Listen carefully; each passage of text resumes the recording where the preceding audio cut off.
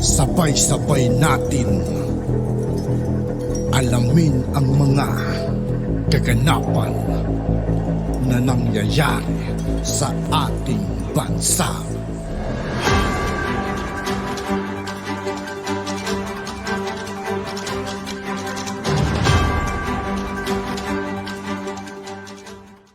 Yo, what's up mga kaibigan? This is I2K po again. Ngayon nandito ulit tayo sa channel ni Banat Kapanig TV. Dito naman ulit tayo magbibigay ng komento at reaksyon. Kaya samahan nyo ako guys. Let's go!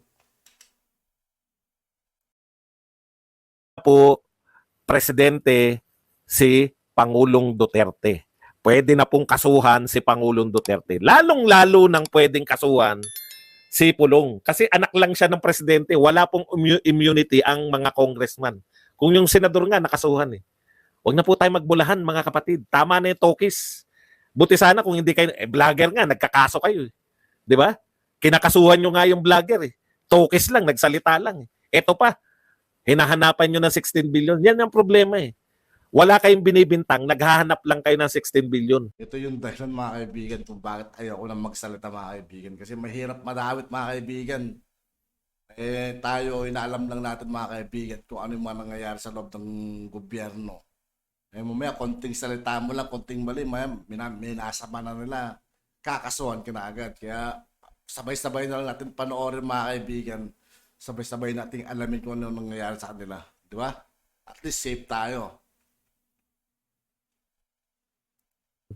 Gusto niyo lang, panay ganun lang, no? Nasaan? Ginastos. May COA report yan. Hanapin niyo yung COA. Alam niyo yun, napakasimple. Kinakailangan ko po pong ituro sa inyo yan. Mga inutil kayo. Bago niyo pagbintangan yung tao ng kung ano-ano, maghanap kayo ng COA report. No? Tignan niyo ron, saan ginastos tong bilyon-bilyon na pera. Tapos pag nakakita kayo, wala naman to ha. Hindi naman napatayo to ha. Tsaka nyo i-expose. Yung expose nyo, 125 ginastos ang 11 days. 11 days lang? Ay talaga 11 days? Parang natismoso lang. May dumaan lang, puta, bagong aircon. Nakapit bahay natin, may aircon na naman sila. Malamang yan, malamang kabit yan. Parang chismis lang lahat eh. Ano ngayon kung bilyon-bilyon ang ginastos sa Davao? Malaki po ang Davao. Yung mga taga Davao nga, hindi nagre-reklamo. Maghanap kayo ng mga audited report, COA, ito. Puta, wala naman ito ha. Nagpatayo daw ng kalsada. Asan yung kalsada na yan? O yun, ganun po mag-expose. Tinuturuan ko na kayo. Discarding mukhang tanga lang yan. Asan yung saan napunta yung bilyon? Puta, nagsabi lang si Pulong ngayon. Ang sinabi ni Pulong Duterte, binawasan kami ng 2 billion. Pabulaanan ninyo. Masyadong iyakin to si Pulong. Palibasa noon, bilyon-bilyon ng ano. Ano ngayon? Kung bilyon-bilyon ng pondo, may ninakaw ba ron sa bilyon-bilyon ng pondo? Wala. Wala naman kami sinasabi ninakaw. Pero bilyon ng pondo nila. Trilyon po ang pondo ng Pilipinas. Trilyon eh. Ibig ba sabihin, pag trilyon, may ninakaw dyan. Mag-akaw sa kayo. Tinatangan nyo lahat eh. Sasabihin, puta, 27,000. Nagbayad kami ng utang. Sino bang presidente hindi nagbabayad ng utang? Kaya nga kayo nakautang eh. Kaya nakautang yung presidente ngayon dahil nagbayad ng utang yung mga nakaraang presidente. Sa tingin nyo ba may bobong nagpapautang na hindi ka nagbabayad ng utang, pautangin ka pa? Isip-isip din. Yun na achievement namin. Nagbayad kami ng utang. 95% ng utang ng Pilipinas. Puta, kala mo 95% ng utang ng Pilipinas eh. Yung pala yung nakatokang babayaran ngayon, 95%. Alam nyo, sa totoo lang pinaiikot nyo lang yung mga Pilipino eh. Hindi kami naniniwala. Dilawan na dilawan yan eh. Kami ba naniniwala na mga may proyekto si Pinoy? Magtapatan tayo. Kami ba naniniwala sa tingin nyo si Vice President Leni Robredo may proyekto? Pero pag nag-report niya mga yung numero si Vice President Duterte, 51%. 51% na raw na farm to road. Sabi, yan yung topic ko kagabi kaya hindi ko na inuulit eh. 51% daw. Natapos na raw ni BBM. Natapos niya. Pero hindi lang siya gumawa nun. Ang ibig sabihin nun, hanggang kay BBM, 51% na. Simula nung nagsimula yung mga presidente nung una, hanggang kay BBM. Pinagbububulan nyo kami sa mga numero nyo eh. Ang pagkakaiba kay Pangulong Duterte, alam nyo po kung anong pagkakaiba. Hindi po sila mahilig mag-report ng numero. Mahilig po sila mag-inaugurate. Puta, may inauguration na naman, tulay. Saan ba yung tulay na yan? Hindi ko pa nakikita yan.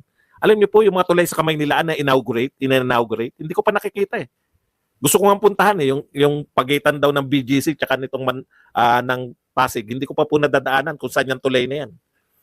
Ang dami pong inaugurate. Mayat maya sa TV, nariyan si Duterte, sila Tugadi, si Mark Villar. Kaya nga nanalo yan si Mark Villar eh. Mayat maya, meron silang inauguration. Highway, tulay. Pucha dito, mayat maya, may report. Alam niyo po pagkakaiba ng mga inauguration? Pagkatapos mag-inaugurate, nadadaanan na. Narito tayo ngayon sa CCLEX. Yung mga vlogger, ito po, dumadaan kami sa CCLEX. Ito po ang bagong tulay dito sa Cebu. Nakikita. Eh yung report, saan nakikita yan? Saan po ba itong mga farm to road bill? Farm bill. Sa farm bill, puta maghanap kayo.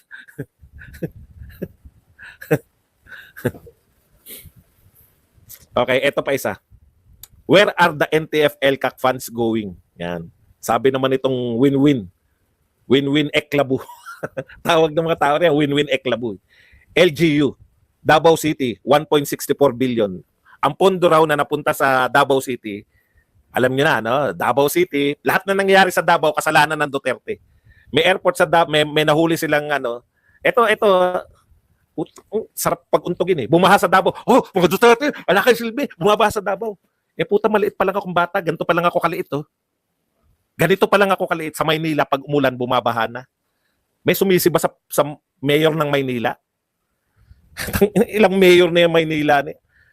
Anak ng pupa. Pero pag meron pong bumaha sa iba pong probinsya, pag may bumaha, alam niyo kung anong gagawin ng mga tao? Tulungan po natin yung mga binaha na taga Samar, taga Leyte, tumulong po tayo, binaha po sila, donasyon.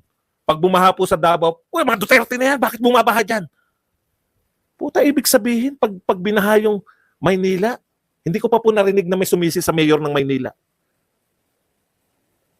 Bakit po kakaiba yung mga taga Davao? Gusto nyo ba perfect yung taga Davao?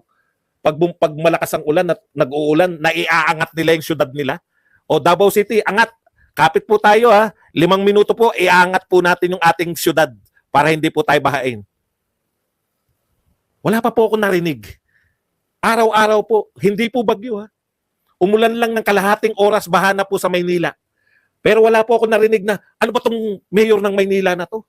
Mula ganito lang ako kaliit, ganito pa lang po ako kaliit. Hanggang ngayon, ganito na lang ako kaliit eh. Matindi po talaga yung galit ng mga hayop na to sa Davao City. O merong nahuli na smuggling, cigarette smuggling sa Davao.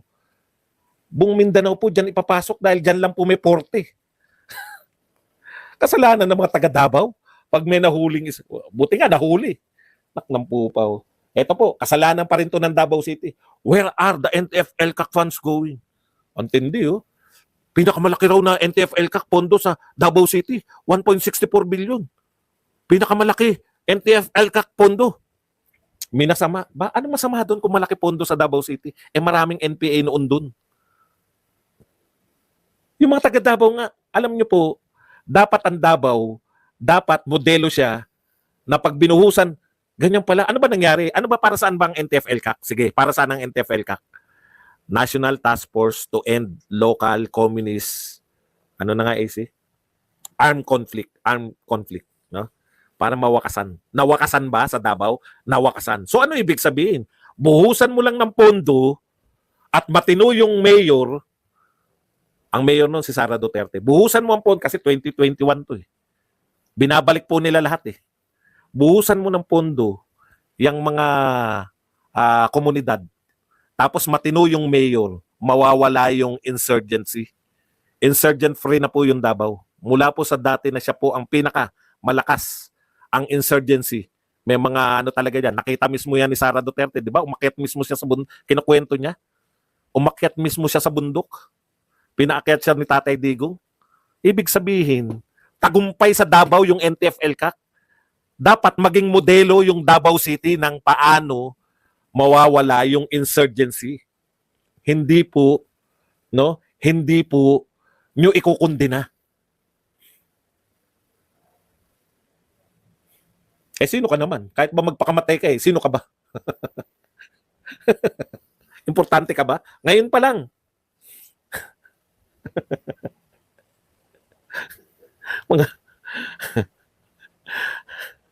Yan po, ganyan po sila naninira. Ang laki ng pondo ng Davao City sa NTFL ka. May resulta pa po ba? Ibig sabihin, kung 500, kung 1 billion ang pondo per syudad, 500 billion ang pondo ni Martin sa ayuda eh. Kung bigay yan sa NTFL ka, putya, wala na tayong insurgency ngayon. Di ba? Wala na tayong insurgency. Kasi, puta, 1 billion lang pala ang budget ni Sara Duterte nung mayor siya eh. Okay. Ano pa po ang ibang paninira? Ito po, oh. Ito ang mga sinasabi. Ito ha, mga picture ha. Alam nyo, kasalanan ni Duterte pag may nagpa-picture sa kanya. May picture po si Duterte ng Peter Lim. May picture po si Duterte ng Richard Tan. Ito po, Davao Group, Paulo Duterte. Siya raw ang pinuno ng Davao Group. Warehouse owner, 6.4 Shabu shipment. Ayan, may picture kanino. Ewan ko kung Richard Chen. Aba, nasa Malacanang. Nasa Malacanang daw yung Richard Cheng. Kahit wala pong picture, nagpa-picture po yung Richard Cheng sa Malacanang kahit wala po si Duterte.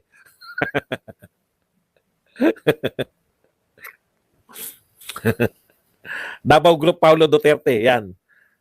I-demanda nyo po. May nagdemanda na po kayo. Hindi na. At yun nga po mga kaibigan, dito po nagtatapos ang ating reaction video. Muli ako po si I2K ng Sundalo ng Tunggalo.